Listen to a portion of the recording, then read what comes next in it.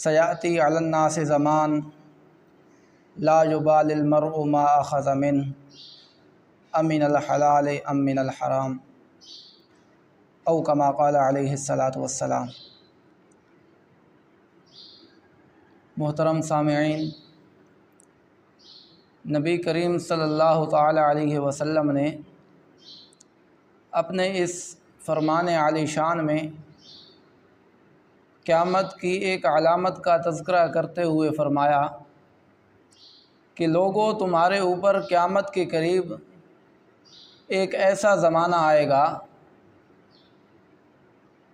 کہ کوئی آدمی بھی یہ پرواہ نہیں کرے گا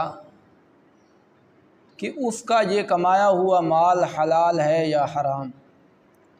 یعنی کہ قیامت کے قریب لوگوں میں مال کے حرص، مال کی لالچ، مال کی تمنا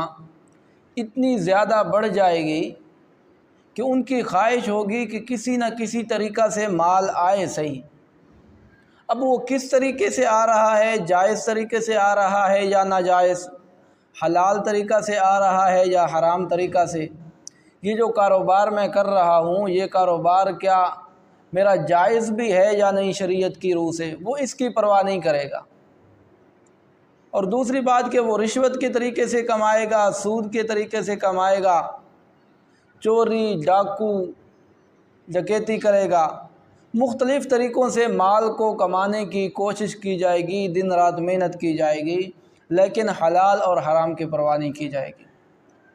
آج اگر ہم دیکھیں تو بالکل وہی دور آ چکا ہے، ہر آدمی مال کے پیچھے پڑا ہے، جتنا زیادہ اس کو مال ملتا جا رہا ہے، مال آتا جا رہا ہے، حلال اور حرام کی تمیز کرنے میں وہ پیچھے رہتا جا رہا ہے، یعنی کہ حلال اور حرام کا فرق وہ نہیں کرتا۔ جتنا زیادہ مال آتا جاتا ہے وہ اتنا زیادہ اس معاملے میں سست ہوتا جاتا ہے۔ حالانکہ قرآن مقدس اور احادیث مبارکہ میں اگر غور کیا جائے تو بہت زیادہ حلال کمائی کی ترغیب اور حرام کمائی سے نہ بچنے کی وعیدات کا ذکر فرمایا گیا ہے۔ اللہ رب العزت نے اپنے انبیاء کرام جیسی عظیم ہستیوں کو خطاب کرتے ہوئے فرمایا، یا ایھا الرسل کلوا من الطیبات واعملوا صالحا، کہ اے میرے رسولو پاکیزہ کھانا کھاؤ، پاکیزہ روزی کھاؤ، واعملوا صالحا، اور پھر اچھے عمل کرو۔ تو دیکھو دو چیزوں کی ترغیب دی ہے، ایک پاکیزہ کھانا کھانے کی، پاکیزہ روزی کمانے کی، اور پھر اس کے بعد اعمال صالحہ کرنے کی۔ تو ان دونوں کو اکٹھا اس لیے ذکر کیا کیونکہ ان دونوں کا آپس میں بڑا گہرا تعلق ہے، اعمال صالحہ اور حلال رزق کا، کیونکہ حلال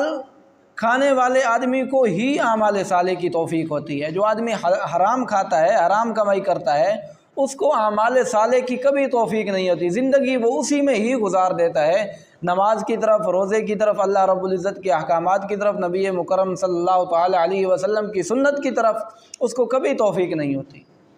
اور اگر کبھی توفیق ہو بھی جائے، بادر نخواستہ مسجد کے اندر آ جائے،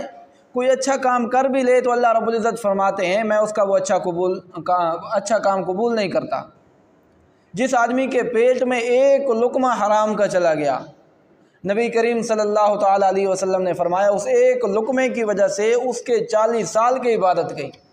اور 40 دن کی عبادت گئی، یعنی کہ 40 دن وہ اگر نماز پڑھے، روزہ رکھے، سارا دن وہ روزے میں گزارے، ساری رات تہجد میں گزارے، نوافل میں گزارے، اور بیت اللہ کا حج کرتا رہے، صدقات کرتا رہے، اس کا کوئی عمل اللہ کی بارگاہ میں قبول نہیں۔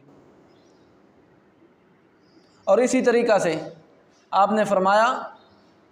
لا يدخل الجنت جسد غذی بالحرام، اس جسم کا کوئی حق نہیں ہے جنت پر،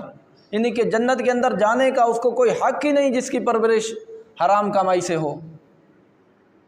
ایما عبد نبت لحمہ من السحت فالنار اولی بہ، کہ جس آدمی کا وجود یہ حرام کمائی سے پلا ہے، اس کے اندر خون ہے تو حرام کمائی کا، اس آدمی کے لیے جہنم بہتر ہے، یعنی کہ ایسے وجود وہ اس قابل نہیں ہے کہ اس کو جنت کے اندر داخل کیا جائے، بلکہ وہ جہنم کے اندر جائے گا۔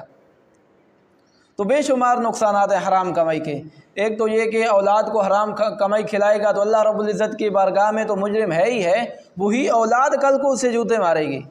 اس کی نافرمان ہوگی۔ کیوں کہ وجود کے اندر جب خون ہی حلال کا نہیں ہے، پاکیزہ خون ہی نہیں، تو پھر اس کو کیسے توفیق ہوگی ماں باپ کی خدمت کرنے کی؟ اللہ رب العزت کی ناراضگی علیحدہ، بے سکونی علیحدہ، بے چینی علیحدہ، جہنم علیحدہ، اور دنیا کے اندر ٹینشن اسی طرح علیحدہ، ہر وقت لالچ ہی لالچ۔ اس لیے ہمیں تھوڑے پر اکتفا کرنا چاہیے، جو کچھ بھی ہو سب سے پہلے فکر کرنی چاہیے کہ میرے پاس مال چاہے تھوڑا ہے یا زیادہ، جتنا بھی ہے کم از کم حلال تو ہے۔ جب حلال کمائی کھاؤ گے تو ایک نیکی بھی کرو گے تو اللہ رب العزت اس کو احد پہاڑوں جتنی نیکیوں بنا دے گا، اور اگر حلال کمائی نہ ہوئی تو پہاڑوں جتنی نیکیاں بھی ہوں ایک ذرے کی حیثیت بھی نہیں رکھتی۔ اللہ رب العزت عمل کی توفیق عطا فرمائے۔ وما علینا الا البلاغ۔